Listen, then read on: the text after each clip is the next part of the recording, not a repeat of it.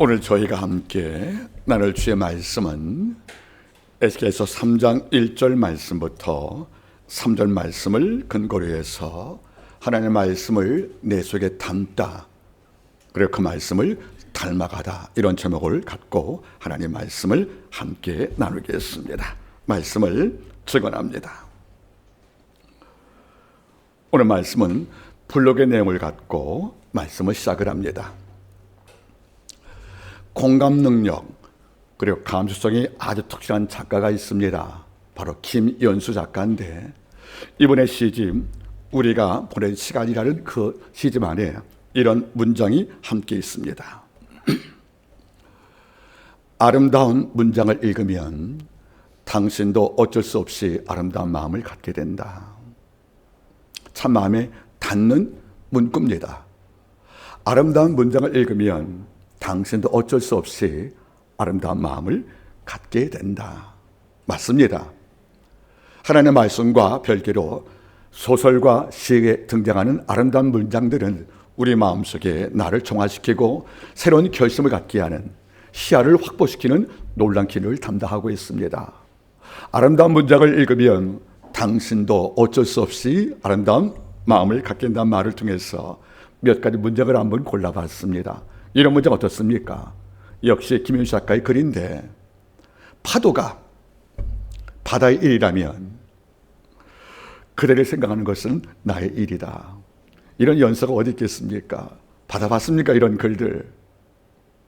파도는 매일매일 바다가 이루는 물결이잖아요.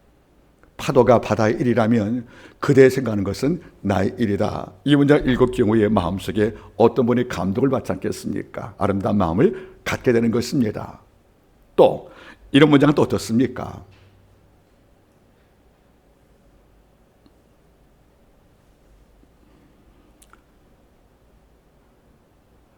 슬프고 아플 때, 슬픔과 아픔은 이기는 것이 아니고 견디는 것이다. 우리가 어떤 순간에 아픔과 슬픔 밀려왔을 경우에 이기려고 애쓰지만 쉽지가 않잖아요. 정말 극적으로 성령 감동을 통해서 내 영 안에 충만이 없는 한은 슬픔, 아픔을 이길 수가 없다는 거지요. 이런데 많은 분들은 말하는 거예요. 많은 사람들은 극복하라고, 이기라고 우리를 다그칩니다. 우리는 이렇게 말할 필요가 있다는 거죠. 슬픔과 아픔은 이기는 게 아니라 견디는 것입니다. 이 견딤 속에서 내 성장을 만드는 것이 그 의미이기 때문에 이 문장을 읽을 때마다 새로운 방법을 우리가 모색할 수가 있다는 거지요. 시인 한문비 시인도 아주 마음이 여린 분이었습니다. 여러분, 우리가 보통 잠을 잘 때 뭘 켜고 잡니까? 조명을 켜고 잔단 말이에요. 여기에 책 안에서 이 시인이 이렇게 말씀을 드렸습니다. 오늘 밤 나는 그대의 생각을 켜고 잠이 듭니다. 참 멋진 문장들이에요. 그대의 생각을 켜놓고 잠을 잔대요. 그 속에서 얘를 만났을 것이고 늘 그라는 마음을 물끄러 표현을 바라봤을 경우에 너무도 감동이 됩니다. 또한 블록에 나온 글, 오늘 권사님께서 기도에 응답을 했습니다. 소구의 작가 버네스가 썼던 글 가운데 이런 문장이 있습니다. 그대가 장미를 가꾸는 곳에는 엉겅퀴가 자랄 수 없다는 문장들. 우리 마음에 장미를 가꾼다는 말은 무슨 말이에요? 선한 마음, 착한 마음들, 고귀한 마음들, 고상을 우리가 마음에 심고 생활할 경우에 악한 것들은 우리 마음에 자생할 수가 없다는 것이 그 작가의 통찰이었습니다. 이렇듯 아름다운 문장을 읽으면 당신도 어쩔 수 없이 아름다운 마음을 한 것은 맞다고 생각합니다. 그런데 여기서 하나의 고민이 생깁니다. 이런 문장과 비교 안 되는 아름다움을 넘어서 고귀한 하나님의 말씀을 읽으면서 우리 마음속에 아름다운 마음이 없다면 이보다 불행한 사건이 어디 있겠냐, 그런 말인 거예요. 성경 말씀은 단순히 아름다운 문장을 넘어서는 진리의 음성이지 않습니까? 이 땅의 평민들도, 이 땅의 범인들도 아름다운 문장을 세례받아서 아름다운 마음을 갖고 살아가는 것도 즐거운 마음으로 잊고 사는데, 우리는 하나님의 말씀인 성경을 갖고 이걸 읽으면서 송주인은 솔잎 먹으면서 그의 몸 색깔이 솔잎을 닮아가는데 하나님의 말씀을 읽고 사는 우리가 하나님을 닮아가지 않는 이런 모습을 바라볼 때 전부 다 마음이 아프다는 것이 아니겠습니까? 여러분, 아름다운 문장을 넘어선 고귀한 문장이 하나님의 말씀이에요. 당신의 계시가 포함된 구원의 말씀입니다. 이걸 읽고도 우리 마음속에 내적 변화, 아름다운 것이 없다면 그 이유가 무엇일까 하고 고민하는 것입니다. 옴베르토 에코라는 작가가 있습니다. 이분의 지식은 방대합니다. 이분이 얼마 전 타계했을 경우에 한 기자가 이렇게 평가했습니다. 우리는 한 인간이 갖고 있는 도서관을 잃어버렸다고요. 그만큼 방대한 지식을 얻은 작가 바로 옴베르토 에코입니다. 그 대표적인 작가가 바로 그 글이 바로 장미의 이름이라는 소설입니다. 이 내용을 바라보면 아주 재밌어요. 1300년도에 윌리엄 소사가 한 수도를 방문하는 것입니다. 그 이유는 황제와 교황 사이의 그 화목 중재를 위해서 메디트 수도를 방문해서 아저수라는 그 자기 제자와 함께 거기를 방문해서 그 장소에서 회담을 이끌려고 찾아갔다가 수도 원장한테 하나의 부탁을 받습니다. 얼마 전에 아들모라는 한 수사가 목숨을 잃었다고, 이게 타살 같다고. 그래서 중재의 장소를 만들어 갔던 바로 윌리엄 소사가 드디어 살인사건의 배후를 켜는 작업이 바로 7간의 문장이 바로 이 작품인데, 조사의 모든 과정에서 매일매일 사람이 죽어나갑니다. 7명, 8명의 사망을 하는 거예요. 이거를 밝히려고 윌리엄 소사가 수색을 시작을 합니다. 그도 과거에 이단 신문관에 치고 있었기 때문에 수사에 냉철한 능력을 갖고 있습니다. 이러다가 어느 순간에 아주 은밀한 장소에 있었던 이런 장소를 들어가서 하나의 책을 발견하지요. 그 책이 물론 대화의 주제가 되겠지만 그 수도원에 윌리엄 수도사를 방해하는 한 인물이 등장합니다. 그런 노 수도사인데 장님이었어요. 이리 바로 호르예입니다. 이분이 끝까지 반대하고 결국 윌리엄 수도사와 논쟁을 벌일 때 윌리엄 수도사가 이렇게 말합니다. 호르예가 말하는 것처럼 나는 악마를 처단시킬 것이 내 인생의 사명이다. 이럴 때 윌리엄 수도사가 이렇게 말을 해요. 악마가 누군지는 아느냐? 악마가 뿔 달린 괴물 같더냐? 악마는 이런 게 아니다. 악마는 세 종류가 있다는 거예요. 첫째, 무엇이 악마입니까? 교만한 영혼. 둘째는 미소를 잃어버린 신앙. 셋째는 자기 말 진리라고 외치는 맹신. 이 세 가지가 악마라는 것이에요. 저는 공감합니다. 여러분 잘 보겠습니까? 무엇이 악마입니까, 여러분들? 우리는 어벤져스에 등장하는 심지어 괴물이 악마로 치부할지 모르겠지만은 윌리엄 수가 봤던 이 악마의 본질은 이런 것들이 아닌 거예요. 어떤 자가 악마입니까, 여러분들? 바로 예수 믿지만은 영혼이 교만한 사람, 예수 믿지만은 웃음과 기쁨이 없는 미소를 잃어버린 신앙을 갖고 있는 성도, 그리고 나만 옳다는 맹신적 고집들, 이것을 갖고 살 경우에 악마로 평가했던 그 논리에 저는 수긍을 하고 있다는 겁니다. 그러면 잘 읽어보세요. 우리가 왜 예수 믿으면서 영혼이 교만한가? 왜 예수를 믿으면서 미소가 없고 웃음이 없고 친절이 없는가? 왜 카인드니스라는 그 따스함이 없는가? 왜 우리 마음속에 나만 옳다 하고 고집 부리는 자기만의 맹신에 빠져서 허우적거리는 것인가? 그 이유는 한 가지입니다. 하나님의 말씀에 지배와 통치를 받지 않기 때문에 그런 것입니다. 하나님의 말씀이 내 자아를 관통해서 날 부숴버리지 않으면 우리는 예수를 오래 믿고 직분과 그 충성을 감당한다 할지라도 우리 마음에 있는 이 세 모습의 악마를 이길 수가 없고 이것을 버릴 수가 없고 이것이 내 모습 속에 있다는 것이 아니겠습니까? 주와 논쟁벌인 마리새를 바라보세요. 그들은 부활을 보고도 부활을 안 믿어요. 그래서 부활의 증거는 나사로를 죽으려고 했지 않습니까? 그리고 예수의 말씀을 듣고도 마음이 찔렸지만 끝까지 인정하지 않고 예수를 십자가 못 박기 위해서 여러분들 로마의 박해들 빌려도와 여러분들 거리하잖아요. 바리새인은 누굽니까, 여러분들? 말씀을 연구하고 필사하고 설교하는 이른바 학자들이었습니다. 그래서 주가 뭐라고 그래요? 너희가 성경에서 영생을 얻기 위해서 말씀을 상고하지만 이 말씀이 곧 나에게 증거한 말씀인데 나를 보고도 성경을 믿지 않는다는 것을 말씀할 때 뭘 증거하는 거예요? 너희 속에 하나님 사는 마음이 없다고 말하잖아요. 우리가 예수 믿을 경우에 가장 중요한 것이 뭔지 아십니까? 여러분들, 내면의 변화거든요. 지금도 우리는 많이 목격을 합니다. 분명히 교회 중직자인데,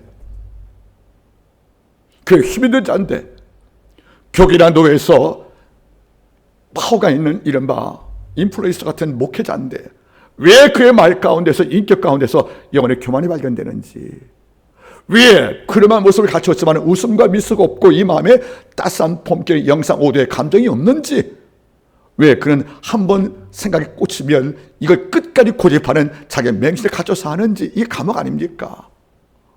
우리는 답을 알고 있어요. 하나님의 말씀을 진정으로 만나지 못한 겁니다. 하나님의 말씀의 내용을 읽고 내 모든 것을 알게 하는 이런 말씀과의 접촉과 이런 충돌이 없다는 거지요. C.S. 루이스는 이렇게 말씀을 남겨주었습니다. 하나님의 말씀을 처음 받을 때는 기쁘고 은혜롭다. 하지만 그 다음 날부터 마음이 괴롭다. 이 말씀은 나의 변화를 촉구하기 때문에. 말씀이 은혜가 되는 것은 맞아요. 그런데 이 말씀이 내 속에서 곱씹으면, 되새김하고 우리가 여러분들 우작하면 이 말씀이 나의 곳곳을 건들잖아요. 기뻐지면 다음부터 괴로운 것이 말씀인데, 이런 과정이 겹겹 쌓이면 어느 순간 우리는 말씀의 삶에 되어서 교만이 없는 영혼을 갖는 것이고, 미소가 있는 축제신앙을 갖는 것이고, 더 나아가서 여러분들 나만이 옳다는 맹신 가운데서 내가 알을 깨고 나오는 변화가 있는 것이 아니겠습니까? 오늘 배경은 포록입니다. 이스라엘 백성들이 아버지 앞에서 교만하고 하나님을 대적하고 우상을 경배할 때 하나님은 바벨론 국가의 느바이사 왕을 당신의 검으로 사용하셔서 이스라엘의 오만을 잘라버리고 그 민족의 성전과 모든 것을 불태워버리면서 이스라엘의 족보를 끊어버렸습니다. 이게 성전 불타고 다윗의 왕국을 잘라버리는 이 검을 통하여서 이 민족은 포로 끌려가는데, 바로 에스겔은 2차 때 끌려간 포로입니다. 1차 때 기원전 605년에 다니엘과 세치가 끌려갔던 것이고, 2차 때 기원전 597년에 에스겔이 끌려가는 것이고, 3차 때 586년에 명하면서 귀족에다 끌려간 사건이 바로 구약의 역사 아니겠습니까? 에스겔은 2차 때입니다.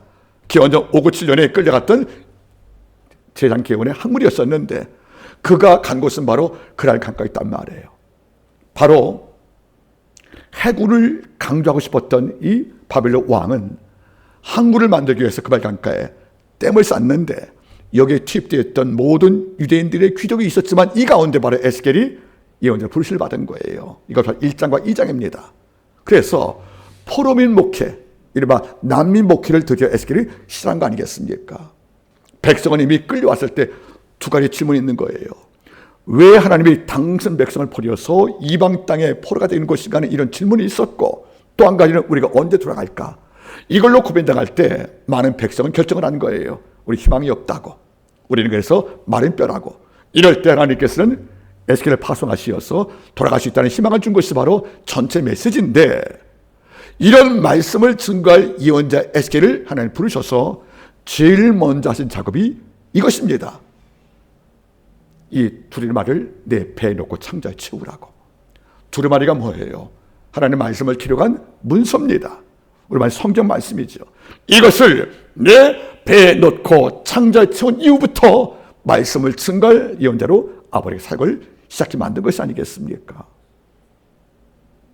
우리 같으면 예언자를 불신 입었으면 설교의 능력, 병 고치는 능력들, 은사 권세, 이걸 먼저 요구하고 이것이 있어야 제가 이 사역을 충분히 감당한다고 하나님께 우리가 설명할 수 있겠지만, 하나님은 달랐다는 거예요. 하나님의 모든 시작은 네 속에 하나님의 말씀이 채워짐부터 시작이라는 겁니다. 네 안에 다른 것이 아닌 네 전체의 자아와 육신과 모든 꿈을 다 지휘하고 이끌어갈 이 말씀의 권능과 이 말씀의 체험이 네 속에 없으면 하나님께서 그를 쓸 수 없다는 것이 바로 하나님의 방법이었습니다. 저도 신학교 처음 부르심 받고 신학 서적은 1000권 읽고 입학을 했어요. 입학 전부터 2년간 각 대학교를 다니면서 커리큘럼을 다 받아와서 1, 2, 3, 4학년 대학원에 배우는 모든 과목을 다 제가 기록해서 거기에 합당한 책을 미리 다 구입해서 읽고 들어갔습니다. 저는 신학교 7년 동안에 그게 어렵지가 않았어. 이미 다 알고 들어갔으니까. 이걸 마치고 나면 준비 다 된 줄 알았습니다. 이게 아니었어요. 신학이 아닌 신앙을 먼저 아버지가 명령하신 거예요. 그래서 하나님의 말씀을 읽게 만든 겁니다. 그래서 말씀을 내 속에 담고 이 말씀을 닮아가는, 말씀을 담다 말씀을 담다, 이거를 하나님이 촉구했기 때문에 비로소 하나님의 말씀을 읽을 때 하나님의 일이 이루어진 것을 제가 알고 있습니다. 오늘 따라하겠습니까? 이 둘의 말이들 내 배에 넣고 내 창자에 채우라. 배와 창자가 뭐예요? 내 전부를 말하는 거잖아요, 여러분들. 우리의 육신 안에 배와 창자에 들어간 모든 음식이 나를 기동시키는 힘인 것처럼 하나님의 말씀인 진리가 허리띠에 이어서 나를 굳건히 잡을 경우에 우리가 이 땅을 살아갈 때 정말로 교만하지 않는 영혼, 미소가 있는 신앙, 그리고 여러분들 나만이 옳다는 그런 무서운 두꺼운 감옥에서 해방되는 이런 아름다운 변화들, 이걸 겸할 것이 아니겠습니까? 이제 한번 질문이 생깁니다.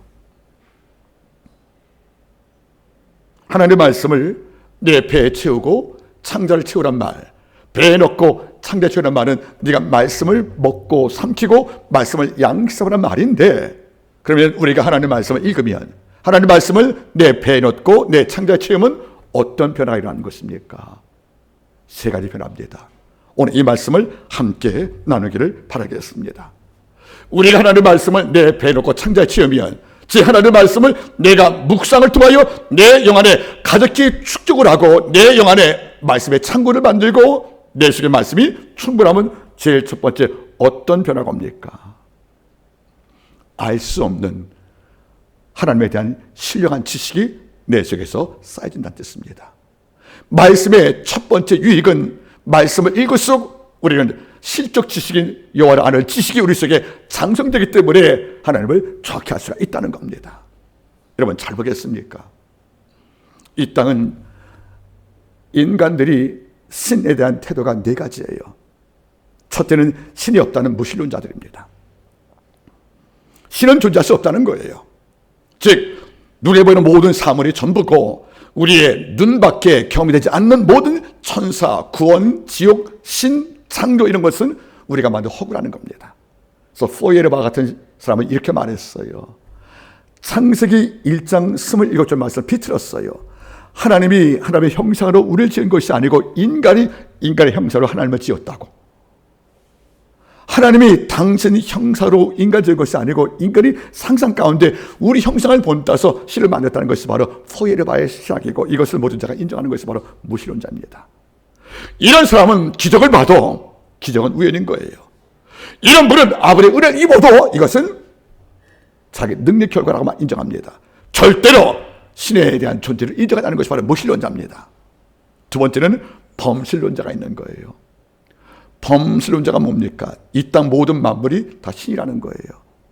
나무에도 정령신이 있고 숲에도 요종이 있고 돌뿌리에도 꽃에도 다 신이 있다. 그래서 자연 자체가 신으로 인정을 합니다. 어찌 보면 참으로 아름답고 놀라운 교훈 같지만 예언자 이사야는 말하는 거죠. 말도 못하는 꽃과 돌과 나무에 절하지 말라고. 이 땅의 모든 만물에 신이 있는 게 아니고 이 땅 모든 만물은 신의 피조물입니다. 그런데 우리는 피조물을 신으로 경배하는 거예요. 그래서 옛 시골 마을에는 마을 입구에 큰 나무가 있죠, 여러분들. 그래서 뭐라고 성황당을 만들잖아요. 이거 베면 뭐가 온다는 거죠? 재앙이 온대요. 그래서 여러분들 도시 건설 경우에 그 마을에 있는 큰 나무를 베지 못하게 여러분들 많은 사람들이 반대하고 때로 여러분들 고소하지 않습니까, 여러분들? 왜 그래요? 그 나무에 뭐가 있다는 거예요? 이 마을 지키는 수호신 같은 정리 있다는 거 아니겠습니까? 그 나무 우리가 심은 것이거든요. 그런데 이런 모든 만물에게 신이 있다는 범신론이 존재합니다. 세 번째가 이신론자가 있어요. 니즘. 이신론자가 뭡니까? 신의 존재를 인정하되 그 신은 인간의 삶에 개입하지 않고 있다는 거죠. 즉 자연의 운명, 우주의 질서들, 이거 실어봤다는 거예요. 우리가 중요한 만유인력의 법칙자 발견했던 바로 뉴턴도 마찬가지예요. 신이 있지만, 이 땅을 지었지만 하나님은 이 땅을 지은 상태로 끝나고 나머지를 자연의 원리에 맡겼다는 거예요. 그래서 그 신은 존재하지만은 인간 삶을 개입하지 않는다. 이것이 바로 이 신론자입니다.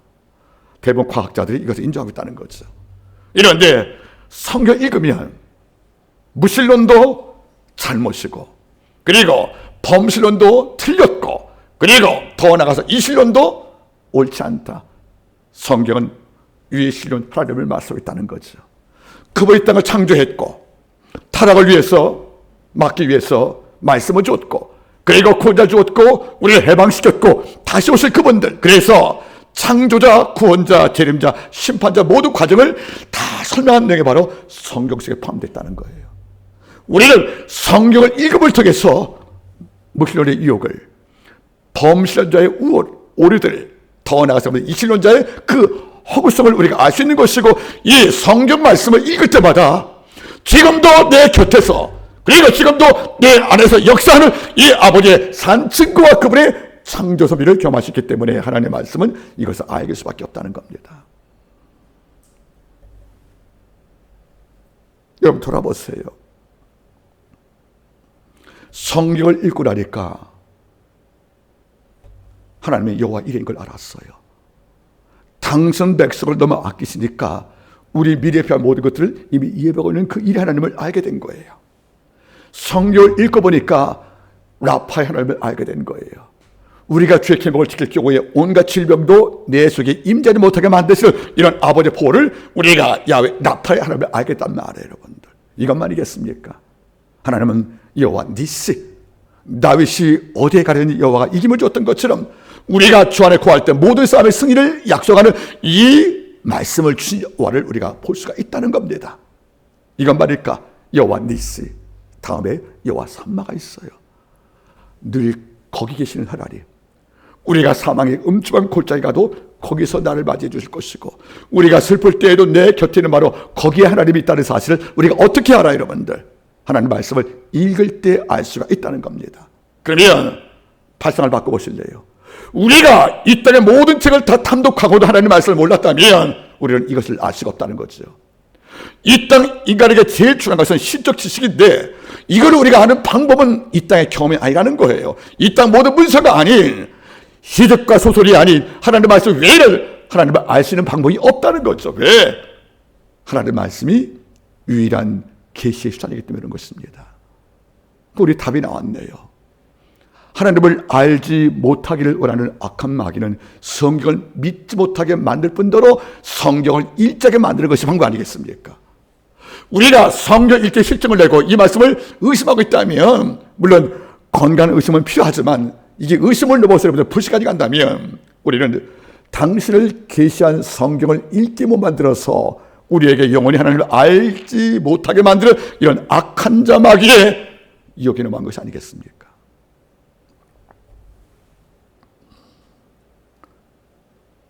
저는 가끔 느낍니다. 하나님의 말씀이 없었으면 우리가 어떻게 하나님을 알 수 있을까? 주께서 요한복음 4장에서 사마리아 여인을 만났어요. 야곱이 우물가 수가성에서. 그 여인은 사마리아 여인이에요. 사마리아는 이른바 그리스도산에서 하나님께 예배드렸었는데, 이 그리스도산을 세운 무리가 바로 사두개파였습니다. 그들은 하나님의 말씀 믿되 모세 오기만 믿은 거예요. 즉 창출레민까지, 그리고 여러분들 신명기까지, 이거 외에 시편과 예언서와 그 모든 말씀을 믿지 않은 거예요. 그래서 성경을 갖고 있지만 일만 갖고 있다는 거죠. 이럴 때 주께서는 뭐라고 그래요? 여인이 묻지 않습니까? 우리가 어디서 예배하냐고 물을 때 주가 이렇게 말해요. 너희는 알지 못하는 걸 예배하고 있다. 유대인은 아는 걸 예배한다. 뭐예요? 사마리아는 성경을 부분적으로 갖고 있잖아요. 모세 오경만. 유대인들은, 남쪽 유대인은 다 갖고 있잖아요, 여러분들. 그러면 적어도 사마리아 여인은 성경 말씀 가운데서 적어도 10분의 1도 모르는 것이 아니겠습니까? 모세 오경만 읽고 있으니까, 나머지 인정 못하는 것이니까. 그래서 주가 말씀하고 것입니다.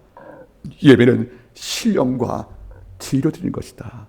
성령 안에서 진리, 하나님 말씀은 육신과 전부를 갖고 들 수밖에 없다는 거예요. 여러분 잘 보세요. 우리도 마찬가지입니다. 그 당시 사마리아가 모세 오경 외에는 하나님의 말씀을 몰랐던 것처럼 지금도 많은 성도들은 복음서를 성경을 모르는 거예요. 구약을 모르는 거예요. 예언서를 모르는 거예요. 시편을 몰라요. 여러분, 묵시록을 몰라요. 바울서신을 몰라요. 내가 좋아하는 문구 몇 개만 알고 있으면 믿고 산다는 것은 무슨 말이겠습니까? 그분과 다를 게 없다는 거 아니겠습니까? 그래서 종교개혁자 말하는 거예요. 소라 스크립트라, 오직 성경만. 그러나 성경 전체를.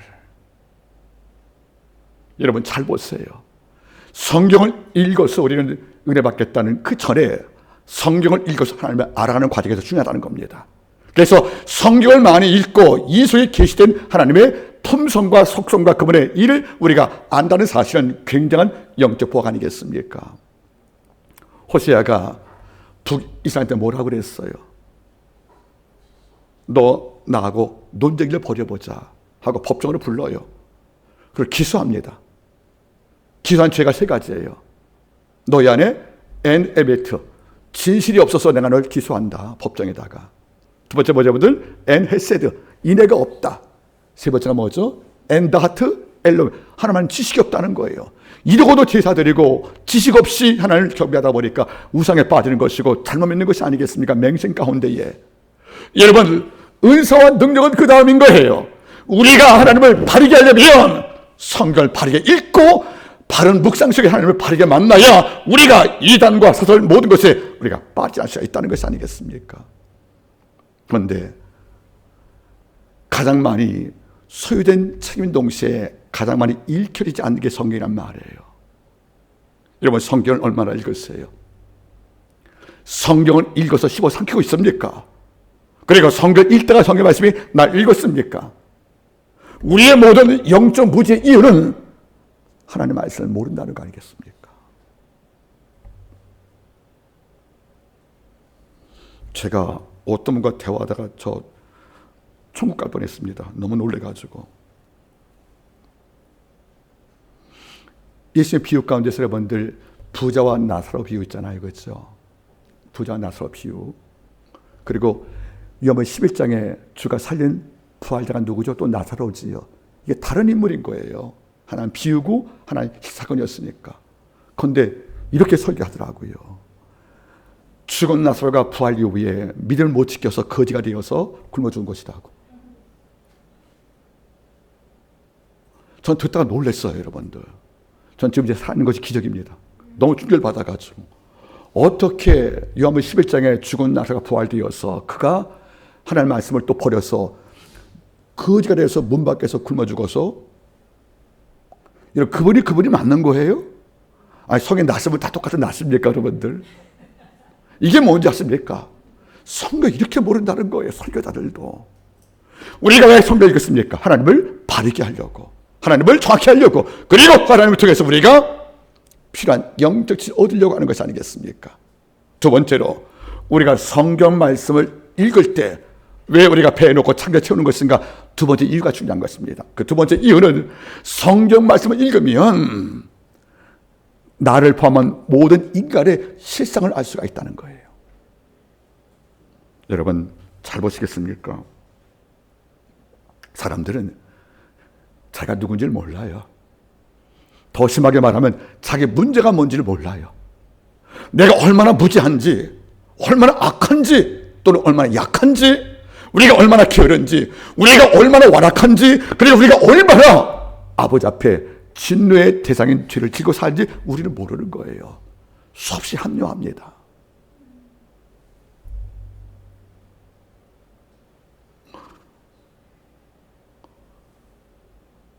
어떤 분이 제게 질문하더라고요.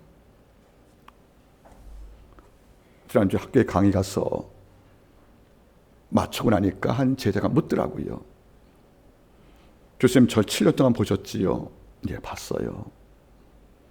올해 이번 학기로 제가 졸업해서 목회자 되는데 제가 어떤 사람이에요? 물어보길래 순간 이걸 뭐라고 그래요, 여러분들? 정직히 말하면 상처받을 것이고 비정직 말하면 자기를 못 봤다고 생각할 것이니까 제가 참 힘들더라고요. 그래서 당신이 어떤 사람인지를 알고 싶다면 나한테 묻지 말고 동료한테 물어봐 했더니 아내래. 그들 모두는 아부만 한대요. 자기 감정 상할까 봐. 그래서 제가 나오면서 한마디 했어요. 당신 좀 아름다운 영적 장점이 참 많다. 근데 한 가지만 왜 걸리더라. 당신이 하는 말과 표현이 너무 공격적이다. 분명히 말이 옳은데 말이 공격적이에요. 그러니까 그 감정 때문에 옳은 내용이 전달이 안 되는 거예요. 문자 왔더라고요. 아이들에서 감사하다고. 우리는 자기 문제를 몰라요. 내가 어떤 평가를 받고 사는지. 남들이 나를 평가하는 걸 모르고 남 평가하기 바쁘잖아요. 우리 여러분들. 내가 얼마나 무지한지 알아요. 여러분들의 스스로가. 우리가 얼마나 완악한지 압니까? 지나는 벌레도 막대에 툭 치면 도망쳐요. 무서워서. 우리가 하나님께 징계를 받고도 그제 끝까지 안 버리잖아요. 우리의 완악함과 우리의 교만과 우리의 아집들 무지들 이게 너무도 많은데 이걸 인정하지 않는 것이 왜 그래요? 하나님 말씀을 몰라서 그런 겁니다. 말씀을 읽으면 말씀은 때로 검, 때로는 거울, 때로 일용할 양식이 돼요. 이 말씀이 나를 비춰보면 내 속에 나를 아버지 알게 하는 거울로서 하나님이 날 비추고 있거든요. 여러분들 말씀을 읽다 보면 말씀 속에 모든 아버지가 미워했던 죄악들이 내 속에 있음을 우리가 알 수밖에 없다는 거예요. 아, 내가 교만했구나. 내가 뭔가 아는 것 같았지만은 이렇게 내가 무지했구나. 내가 이렇게 공격적이면 내가 이렇게 혈기가 많구나. 이걸 언제 알아요, 여러분들? 하나님 말씀을 읽을 때 이 말씀이 날 조명하여 내 본질을 아버지가 보게 한다는 것이 아니겠습니까?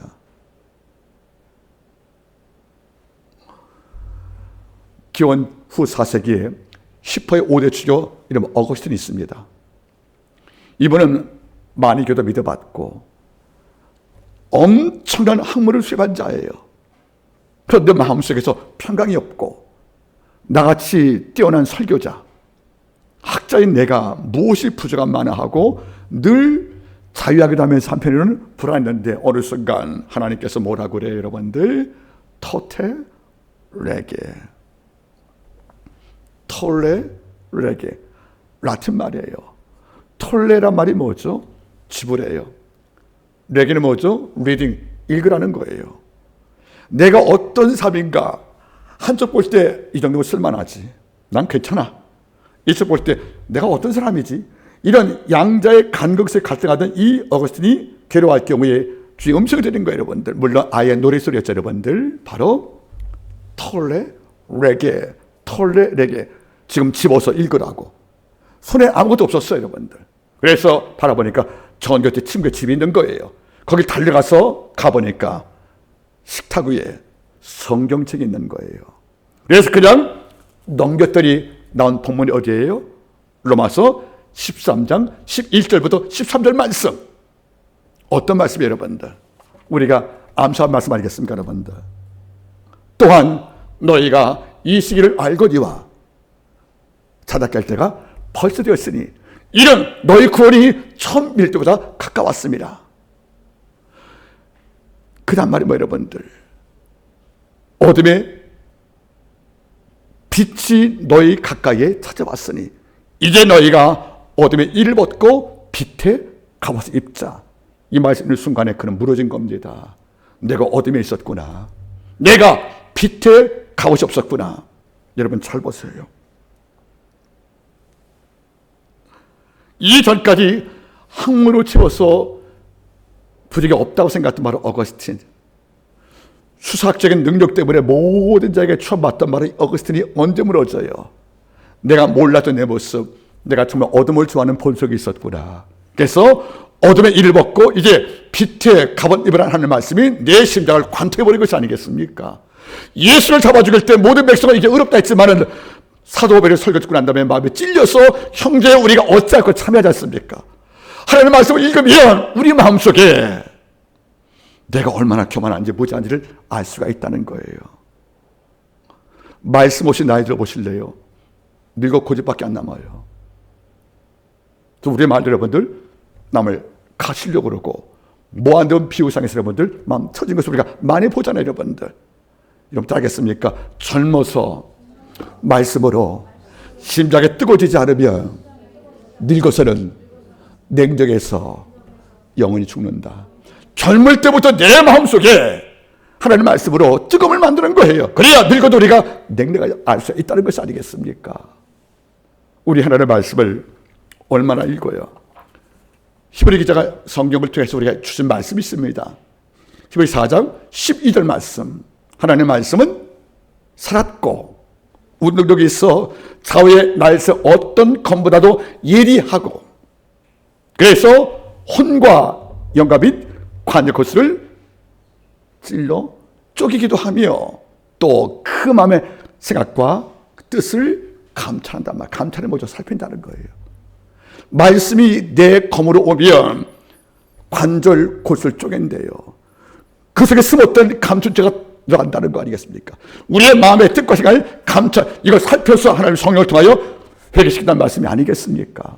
근데 우리는 뭐가 바쁜지 성경의 대수는 많이 알지만 성경을 모르는 거예요. 여러분, 성경 읽지 않고 어떻게 살까? 늘 제가 말씀을 드리잖아요. 제 목회 40년을 거의 했는데 성경 속에서 낯선 부분이 어디 있겠습니까? 그런데도 불구하고도 하나님의 말씀이 매일 새로운 거예요. 마치 어릴 때 봤던 하나님의 말씀의 그 이해 분량과 나의 들고 내 모든 것을 부인하고 사겠다 결심한 이후에 하나님의 말씀 읽을 때 날 찾아오는 말씀의 그 역할이 다르단 말이에요, 여러분들. 내 키만 그런 것이 아니고 말씀 보는 눈도 우리가 바뀌잖아요. 하나님의 말씀을 매일 쓸 수밖에 없다는 거죠. 근데 우리는 뭐가 이렇게 바쁠까? 성경 필사? 왜 못할까? 우리는 왜 하나님의 말씀을 묵상하고 탐독하는 것을 왜 실증을 낼까? 냉정히 따지면 하나님 앞에서 우리가 범죄하고 있다는 것 같다는 것이 아니겠습니까? 네 배에 놓고 창자에 채우라는 거예요. 하나님 말씀을 읽지 않고 어떻게 살아요, 여러분들? 주가 십자가 돌아가셨습니다. 그 벌하셨어요, 약속대로. 이걸 믿지 못한 엠마오 투자자가 고향 엠마오로 낙향 중이었습니다. 발걸음만 예루살렘에서 엠마오로 내려간 것만이 아니라 모든 믿음과 소망을 다 이제 끊어버리고 옛날로 돌아가겠다는 의지가 파함된 것이 엠마오 귀향이 아니겠어요? 귀향 중에 누굴 만나요? 부활한 예수를 만났어요. 처음에는 몰라봤대요.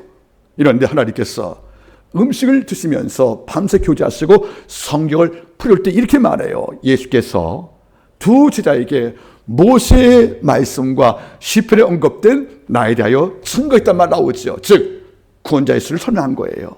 그리고 주는 떠났습니다. 이런데 제자가 뭐라 그래요?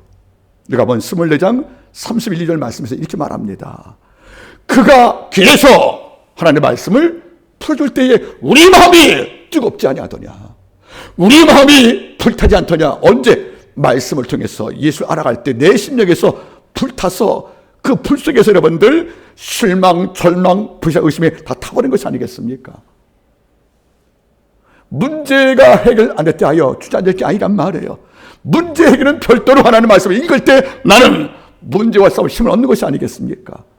해결만 바라지 말고 이 문제를 축소화시키고 평정 올수록 눈을 치우기 위해서 하나님의 말씀을 읽으면 내 속에서 날 불태운 그분의 말씀은 믿음을 심어줄 것이고 산을 평정 만드신 슬바른 믿음을 갖게 할 것이 아니겠냐, 그런 말인 거예요. 여러분 어떻습니까? 얼마나 자신을 아세요, 여러분들? 1960년대부터 70년, 약 10년 동안에 영국 리퍼블 출신의 그룹 비틀즈가 미국을 휩쓸었던 거예요. 그 인기가 이른바 존 레넌, 폴 맥카트니, 조지 해리슨, 링고 스타 이런 인물들이 4인조가 영국 촌뜨기들이 미국에 등장해서 팝 역사상 가장 위대한 음악을 창조했고 10년 동안에 미국 전체를 열관에 모으는 거죠, 여러분들. 그 인기가 올라갔고 모든 자가 그를 추앙하는 이른바 BTS의 아미그룹처럼 이런 팬클럽이 이 땅에 처음 생긴 바로 그 그룹이었습니다. 그런데 66년도에 하나의 사건이 발생합니다.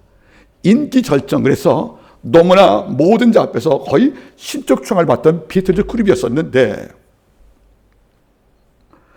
이브닝 스탠드라는 그 신문사에서 모린 클리브라는 기자를 보내어서 리더였던 존 레논을 하고 인터뷰를 한 거예요. 그의 개인 생활을 탐사하려고. 그때 존 레논이 1962년 3월 달에 놀라운 발언을 합니다. 이런 발언이에요. 지금은 우리 비틀즈가 예수보다 더 유명하다. 지금은 우리 비틀즈가 예수보다 더 유명하고 향후 앞으로는 기독교는 망하고 로큰롤이 이 땅에 남을 것이라고 이런 발언을 한 거예요. 그 발언 이후에 전 미국이 충격을 받았습니다. 그래서 비명운동을 벌인 거예요. 결국 비틀즈는 공연을 멈추고 레코딩으로 음악을 발표할 수밖에 없다는 거죠. 먼 훗날 폴 맥카트니가 이렇게 회개합니다. 우리는 우리를 너무 몰랐다. 여러분 잘 보세요. 우리 비틀즈가 예수보다 더 유명하다. 물론 그 말이 사실 줄 몰라요. 그런데 그 말을 뱉는 그 의미의 의도가 뭐예요, 여러분들? 우리가 신보다 크다는 거 아니겠습니까? 이런 망언이 왜 나올까, 여러분들? 성경 읽어보세요. 우리가 허물과 뒤로 죽었던 인물이었고, 우리는 상가할 때 꺼내 심지를 못 뱉치는 이런 약한 자인데 어찌 우리 입에서 이런 발언이 나올 것인가? 호모데우스 같은 발언들이. 성경을 모를 때 이런 일이 발생한다는 겁니다. 마지막 세 번째로 성경을 묵상할 때 어떤 위기가 있습니까? 우리가 알지 못했던 세상의 이면속의 죄악을 볼 수가 있다는 겁니다. 이 땅이 얼마나 위험한지, 이 땅에 얼마나 문화 속에 마귀 역사가 많은지, 이 땅의 모든 문화 가운데 자칫 우리가 분별력을 잃으면 이 땅에 존재하는 모든 곳곳에 이 땅을 죄악으로 삼키려 하는 악한 자 문화가 곳곳에 있음을 우리가 알 수밖에 없다는 거죠. 이 땅은 천국이 아니에요, 여러분들. 이런 의미로 이 땅에 천년 왕국이 온다는 몰몬교와 여호와의 증인의 잘못은 크다는 것을 인지하길 바랍니다. 이 땅을 바라보세요. 변덕, 나태, 불안, 이기주의, 외면, 냉정, 살인, 또 근래 와서 내가 느끼는 거, 전쟁이 너무 쉬워졌어요. 사람 죽이는 전쟁이 너무 작은 이유로 발생하는 거예요. 이게 세상이에요. 이 땅의 권력자, 그들 안에 탐욕들, 이 땅의 가난한 자의 열등과 그 분노들, 이런 많은 감정이 이 땅을 지배한 곳에 우리가 살고 있다는 겁니다. 우리가 발끝 걸음 조금 조심 못하면 발곳곳마다 우리의 발목을 잡는 유혹이 많은데 어떻게 알아요? 데마도 바울을 버렸대. 성결 퇴하는 거예요. 수많은 제자들이 주가 잡힐 때 다 도망을 쳤대. 아, 이게 믿음이구나. 이게 바로 세상이구나. 우리가 하나님의 말씀을 모르면 이 땅에 존재하고 밭에 흘러가는 이런 악의물을 우리가 볼 수가 없다는 것이 아니겠습니까? 여러분, 제가 말했죠.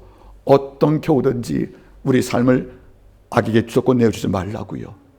우리가 깨어있지 못하면, 우리가 말씀으로 우리가 서 있지 못하면 어느 순간 이 땅의 통화리여서 휘슬이어서 우리 정체성을 잃을 수밖에 없다는 것이 아니겠습니까? 여러분들, 세상은 아름답지 않은 것을 아는 겁니다. 한꺼번에 벗겨보면 이 땅에 숨어져 있는 모든 유혹들과 죄악이 너무도 많은데 우리가 어떤 영적 무장도 없이 이 땅에 아름답대요. 살만하다고 쉽게 말하는 것이 아니겠습니까? 저는 가끔 말하거든요. 이 땅은 내가 살아가야 할 공간이지만 사망하는 것은 못 되는구나. 소수의 착함과 다수의 악인들이 이 땅을 지배하고 있을 경우에 주께 말씀해 주었습니다. 너희의 씨름은 혈과 육에 단 것이 아니고 공중 권싸움은 어둠의 전과 싸움이라 말씀하잖아요. 이 땅에 예수를 부인하고 복음을 거절하며 교회를 핍박하는 이런 문화가 이 땅에 지배 쪽에 있는데 그들 배후에 뭐가 있는 거예요, 여러분들? 악한 영이 있다는 것이 아니겠습니까? 이런 세상을 알 때 우리가 기도 가운데 자녀의 영혼을 위해 기도할 의무가 부부에게 있는 것이고 내 남편과 내 아래 영성을 위해서 부부가 함께 중보기도하는 모습이 필요한 것인데 우리는 이걸 너무 소홀히 하고 있다는 것이 아니겠습니까? 말씀을 제가 맺겠습니다. 성경을 알아야 하나님을 압니다. 내 자신의 본질을 압니다. 이 땅에 감춰진 악의 문화를 우리가 이해할 수가 있다는 겁니다. 그래야 우리는 능히 싸워 이길 수가 있다는 겁니다. 오늘부터 하나님의 말씀을 우리 배에 놓고 창자에 채우시기를 바랍니다. 하나님의 말씀을 실증 느껴서 멀리하지 않길 바라겠습니다. 즉 말씀이 내 속에 매량의 풍부한 자가 이 땅을 살 때 하나님의 도구로 복되게 쓰임받는 것입니다. 성경을 읽되 또 그를 닮아가는 영성이 함께 있기를 바라겠습니다. 기도하겠습니다. 만군의 주님, 가장 많이 소유되고 있는 책이 성경 말씀인데 가장 또한 읽히지 않는 책이 하나님 말씀이라는 이런 모순을 우리가 어떻게 이해할 수 있겠습니까? 하나님이여, 듣는 말씀 또는 읽는 말씀, 쓰는 말씀을 통해서 하나님의 말씀이 내 속에 충분히 저장되기를 원합니다. 말씀을 읽을 때마다 하나님을 알고 나를 알고 이상을 알아 길할점을 얻게 도와줄 것이며 하나님의 말씀을 충돌되어 내 자가 부서지는 영성을 통하여 우리가 주님의 착한 백성이 되기를 간절히 소망을 합니다. 우리 가정 안에 성경 말씀을 읽는 소리가 창문을 넘게 하옵소서. 감사드리며 모든 말씀을 예수님의 이름으로 기도드리옵나이다. 아멘.